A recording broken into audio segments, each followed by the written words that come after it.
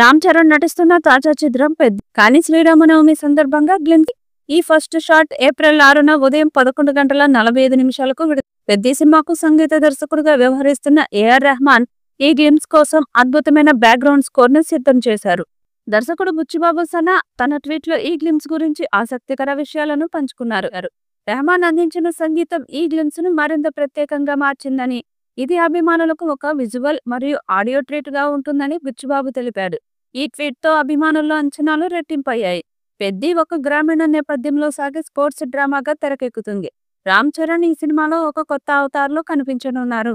ఇందులో ఆయన సరసన జాన్వీ కపూర్ నటిస్తుంది.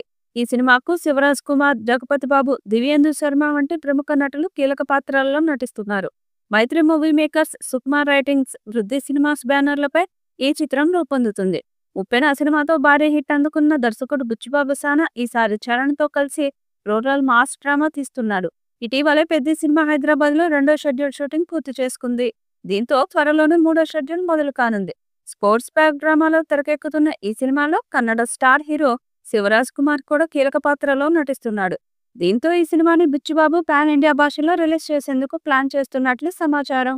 రామ్ చరణ్ గత చిత్రం గేమ్ చేంజర్ అంచనాలను అందుకోలేక నిరాశపరిచింది. ఈ నేపథ్యంలో పెద్దితో ఆయన తిరిగి ఫామ్ లోకి వస్తాడనే ఆశలు ఫ్యాన్స్ లో బలంగా ఉన్నాయి. Peddi first look posters 2 release చేసిన సంగతి తెలిసిందే. అందులో ఒక దాంట్లో నోటిలో చుట్టబెట్టుకొని ముక్కు పోగుతో పవర్ఫుల్ గా కనిపించాడు చరణ్. ఇక రెండో లుక్ లో రామ్ చరణ్ బ్యాట్ పట్టుకొని కనిపించాడు. ఈ స్టిల్ చూసిన తర్వాత అభిమానులు మరియు నెటిజన్ల నుండి వస్తున్న కామెంట్స్ ఆసక్తికరంగా ఉన్నాయి.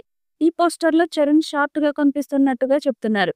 చెర్రీ చేయి చిన్నగా కనిపిస్తుందని, దీంతో ఈ చిత్రంలో రామ్ చరణ్ మరగుజ్జు పాత్రలో కనిపించే అవకాశం ఉందని కొందరు ఊహాగానాలు చేస్తున్నారు.